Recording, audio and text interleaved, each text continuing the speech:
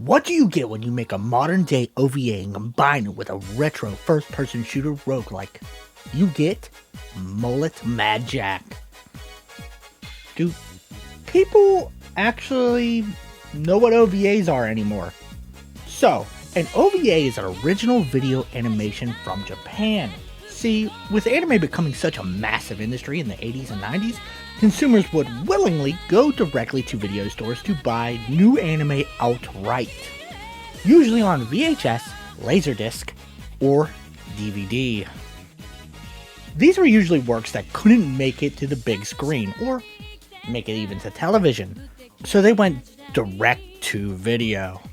Animes like Tenchi Muyo and Bubblegum Crisis are just two of the many famous series that made it big off of this model. I couldn't find too much information on Mullet Mad Jack's team, other than it's small but talented. That team is Hammer 95.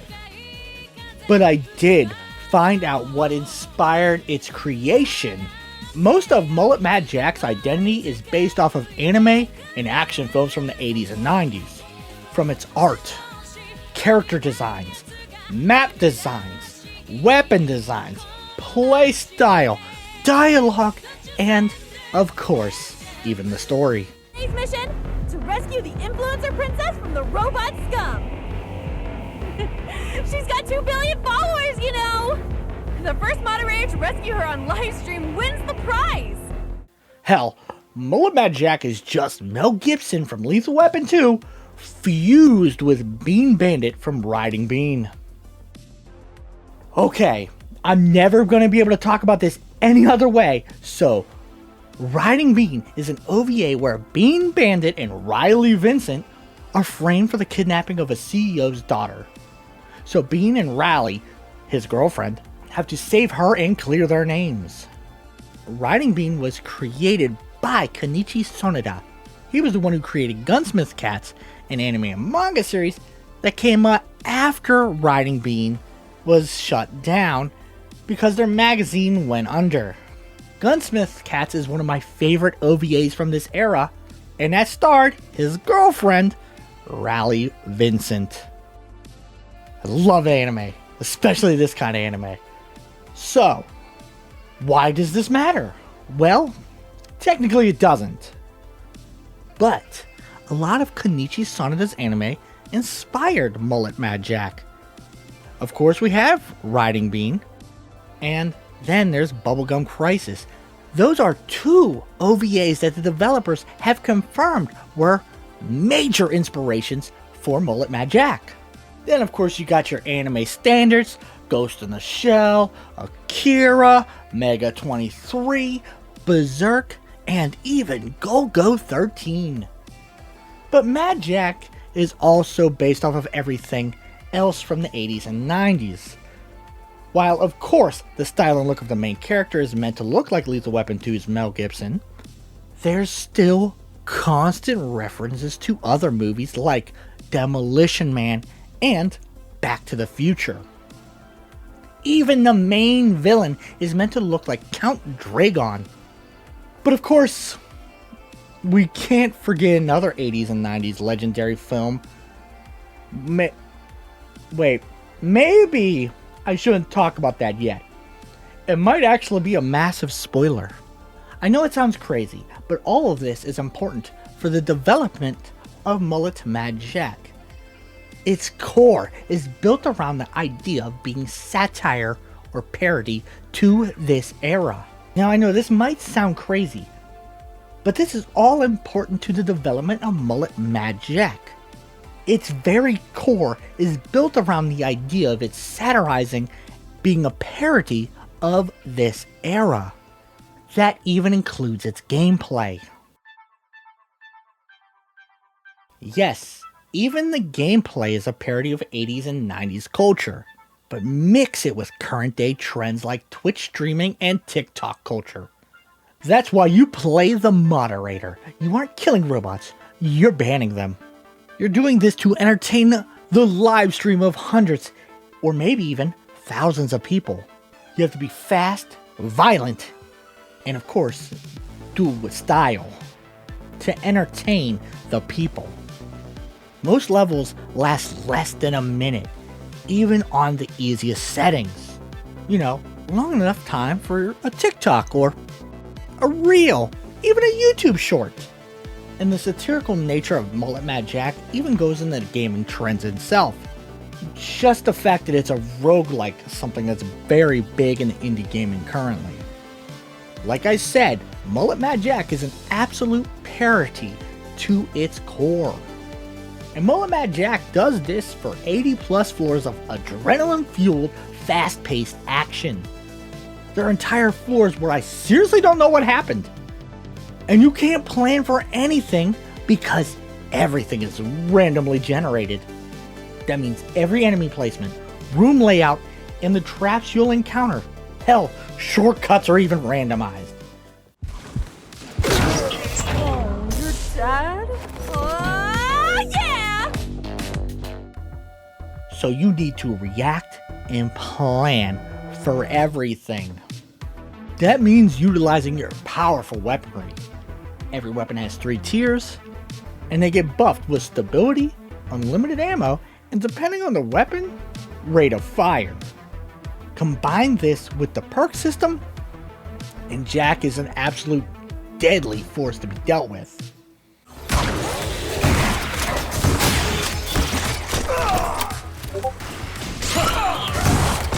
Or at least he should be.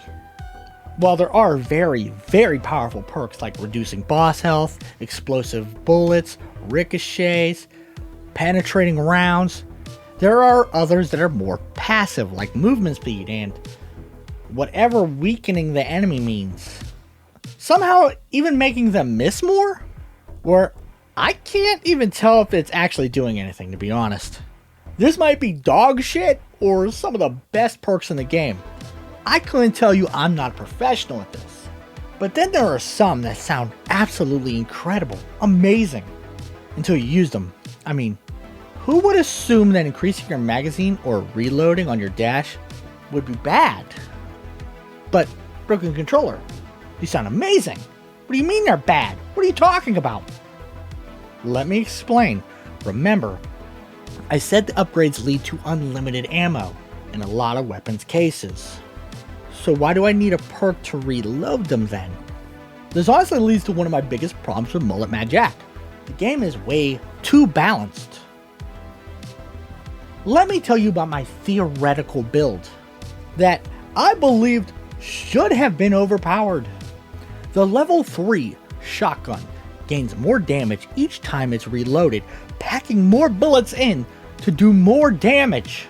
Then there's a perk that gives you double damage for the first round each time you reload. Then I thought, why don't I add reload on dash? That should allow me to reload, double my damage, and double my damage again to be a monster.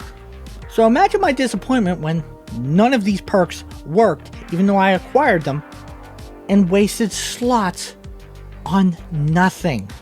Because nothing happened. Nothing got added, nothing happened. I wasted my run getting perks that couldn't do anything. And that just sucks. It's unrewarding for the player to come up with clever ideas. But I may have discovered something that would work, like explosive rounds working with the plasma rifle. While most of the time the perks never felt like they were actually helping me at all, there are a few that just changed the game, like slowing down time during the last 3 seconds. This is possibly the best perk in the game. Now while I'm absolutely terrible, this saved a couple of my runs. But then there's also perks that are just terrible. I don't understand why you need a perk that shows you the exit. You usually are going in one direction. Who gets fucking lost going down a straightaway? But this is all from my experience, from the game I played. I tried it on multiple difficulties. I completed the story mode on easy because normal and hard were whooping my ass. I'm not that guy anymore, alright? I'm sorry. I did do multiple runs trying a lot of the different floors on normal and hard, and even did the endless mode on normal and hard. So you will be seeing some of that footage of me not putting it on scrub mode, okay? But that leads to another thing that I do love about Mullet Mad Jack. It has some of the best difficulty settings I've seen since Devil May Cry. I wouldn't say it actually even makes it easier to put it on easy. It just gives you 5 more seconds. That's really it. This allows you to make 1 or 2 more mistakes. That's about it. Mullet Mad Jack on its harder difficulties doesn't have you scrubbing it up so you can get easier kills. You're headshotting dudes, blowing them away. It wants you to play and look like an action protagonist. And as the difficulty goes up, the more of a badass you need to be. And I'm just not that guy anymore, alright? Go look up runs of this on the hardest difficulty. Far into the future, man and internet merge into a new being. And humans need dopamine to survive. Now the world is ruled by super rich free enterprisers, AI robots, called robillionaires. Creatures that are corrupting us through unrestrained capitalism and hits of dopamine. Remember what I said, Mullet Mad Jack is a parody to its core. So the story is just AI They Live, starring Mad Jack the Moderator. Moderators are hired guns tasked with killing these robots in exchange for that sweet, sweet hit of dopamine. This time, Jack is tasked with rescuing an influencer princess from a skyscraper filled with killer robots in exchange for a brand new pair of sneakers. Mad Jack takes influence, pun intended, from 80s and 90s culture and mixes it with the TikTok culture and streaming culture today. That shouldn't happen to this degree. Gameplay and story shouldn't be this well integrated if, you've seen modern day AAA gaming. But this, and I'm just gonna say it, masterfully integrates all of this into this parody game. Now, while I'm clearly terrible at playing this game, I love how it takes the old 80s movie mentality of having a message or a hidden meaning and not beating you over the head with it. It never lets it get away with what's important. Being fun. Mullet Mad Jack passes the 80s vibe check in every single way. But you don't need to be a balding 40-year-old rewatching your VHSs of Last Dragon to enjoy it. No. You can be a 10-year-old addicted to Adderall and TikTok and still love this game and understand where it's coming from. That's why it's the ultimate parody. Honestly, the only negative I have is I wish it was longer. And that's just me being selfish.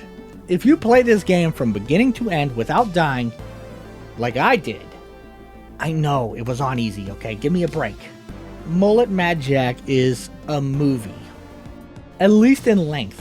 Which might have actually been intended since Mullet Mad Jack is an OVA to its core.